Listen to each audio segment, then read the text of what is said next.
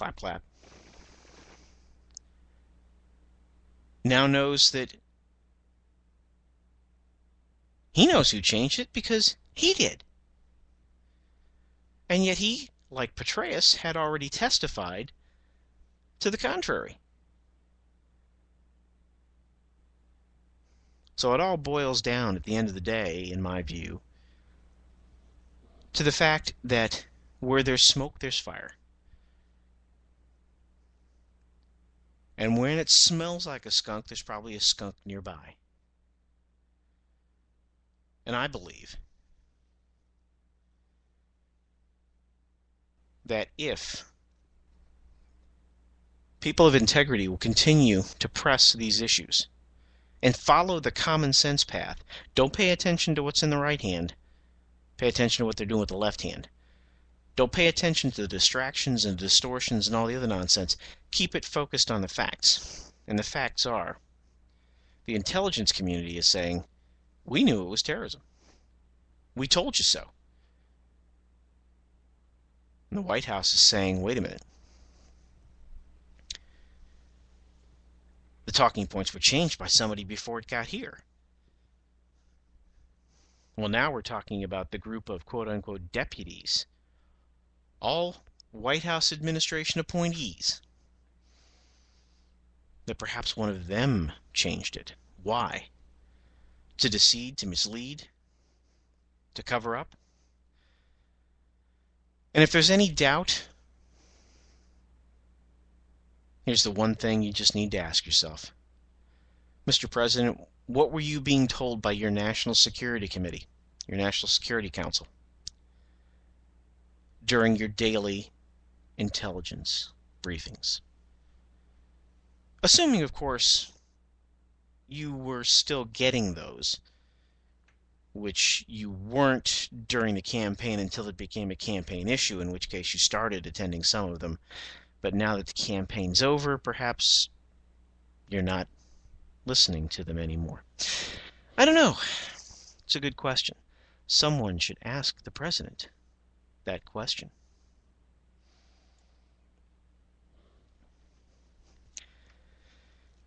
I don't know. Maybe those far more intelligent than I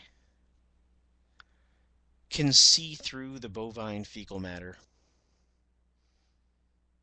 and piece all of this together into a cohesive story that clearly only those with superior intelligence and a well-honed bovine fecal matter decoder can come up with. As for me, walks like a duck and talks like a duck. My guess is it's a duck. You're listening to the Palmetto Conservative Show here on the CB Media Network.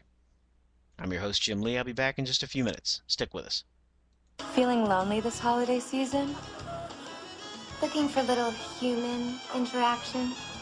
Do you want to feel contact in certain special places? Then why not go through security at an airport? The TSA.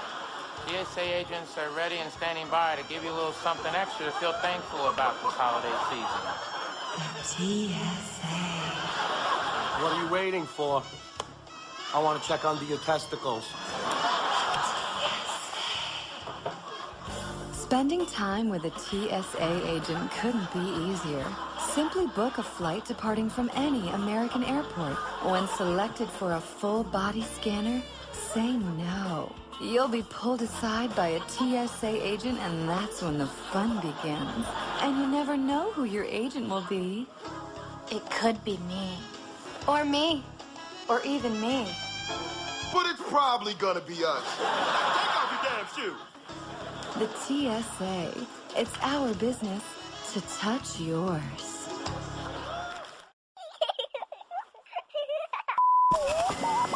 Welcome to the Bureau of Womanhood Conformity. Independent thoughts are considered subversive because all must agree with our leader. When it comes to women, preventative care should include coverage of contraceptive services such as birth control. You see, if you don't believe government should pay for your birth control, you're not a real woman.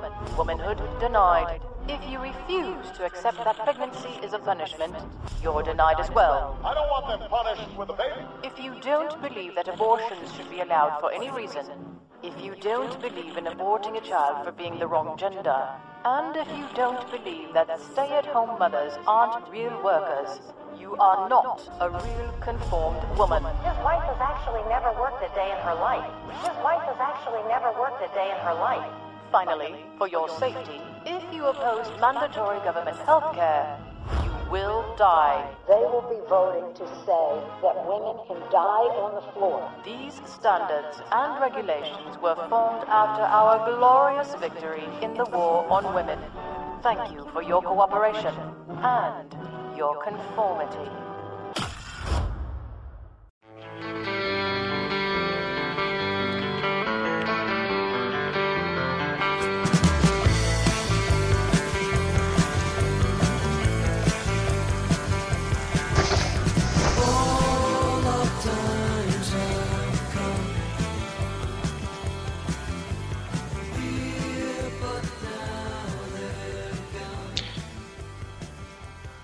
Welcome back into the Palmetto Conservative Show here on the Conservative Broadcast Media Network. I'm your host, Jim Lee. Glad you're with us here this evening. A bit somber, a bit testy this week. Again, after that last segment, I'm just up to my eyeballs in bovine fecal matter, and quite frankly, I've had enough in the distortions and spin and everything else coming out of this administration, rather than just being up front and dealing with the mess that Benghazi is. But I digress. So when we're not here mourning and lamenting the passing of the Twinkie, and when we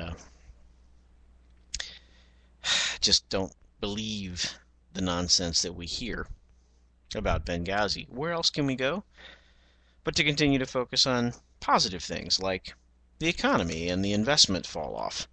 You know, we're facing a fiscal cliff, which we'll talk about a bit later in terms of the specifics around the fiscal cliff. But you know, ever since the election, we have seen the markets react rather negatively over what's been going on. And at this point, investment is falling off a cliff as U.S. companies cut spending plans amid all the fiscal and economic uncertainty.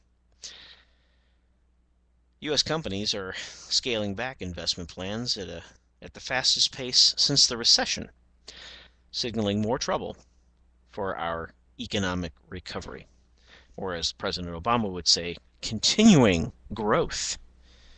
And I'm still waiting for that growth to happen so that we could see it continue. But I digress. You know, half the nation's 40 biggest publicly traded corporations have announced plans to curtail capital expenditures this year or next, according to a review by the Wall Street Journal of securities filings and investment conference calls. So clearly, the markets are reacting to the current economic climate, the policies that are being proffered by this administration, by the tone and tenor of what's going on politically. And they're saying to themselves, I cannot continue to invest, I cannot continue to grow, it's time to batten down the hatches, to hunker down and try and ride this thing out. You know, nationwide business investment in equipment and software, a significant measure of economic vitality in the corporate sector, which is part of the problem since most of the Obama administration has no experience whatsoever in the corporate sector. I'm not quite sure what measure we use to capture the economic vitality of the public sector. That'd be government, for those of you following along at home.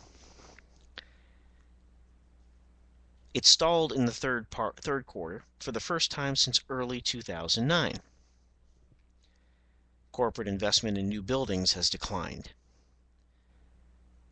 At the same time, exports are slowing or falling to such critical markets as China and the Eurozone as the global economy again downshifts, creating another drag on firms' expansion plans. Corporate executives say they are slowing or delaying big projects to protect profits. How dare they? How dare these companies, well, first of all, make a profit, but to protect them? How could they?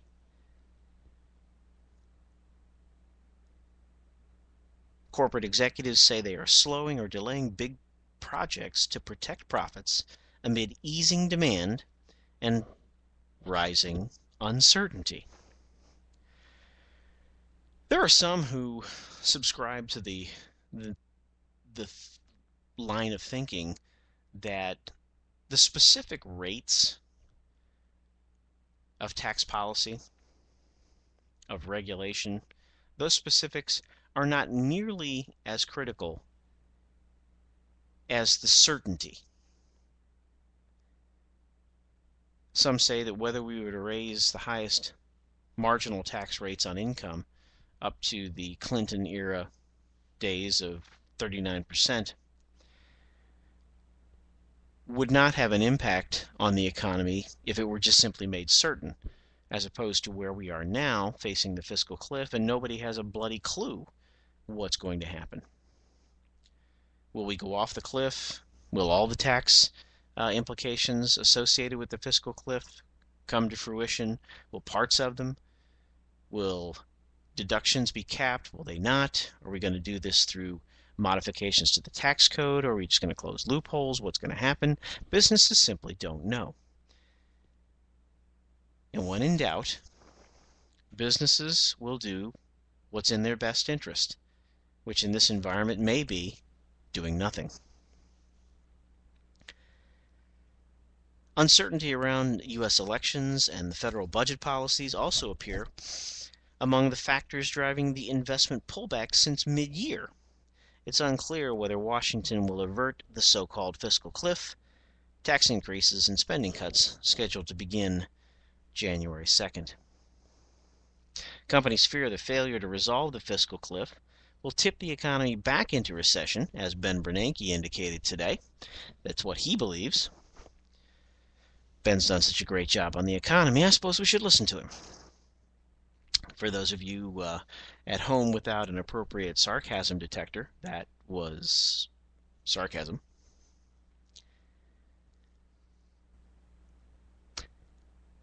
We could tip the economy back into a recession by sapping consumer spending, which consumers that don't have jobs, whose incomes are deteriorating, who are dealing with the costs of true inflation, particularly in the food and petroleum markets, damage investor confidence, and eat into corporate profits. A deal to avert the cliff could include tax code changes, such as revamping tax breaks or rates that hurt specific sectors. Interestingly enough, in another article, there was talk about, well, who would be damaged the most if we were to simply close up certain loopholes? It would be those wascally rich people. Well, where are those rich people, and what states would be hit the hardest if itemized deductions were capped? Well, let's take a guess here. Those states that would be hit the hardest by capping itemized deductions would include states like California, that bastion of economic prosperity and fiscal solvency. That would be sarcasm again, folks. California is billions of dollars in the red, is hemorrhaging the very people they need to stay and invest, to work, and to pay taxes in that state. Let's see. New York a tale of two states in one. Western New York struggling with the continued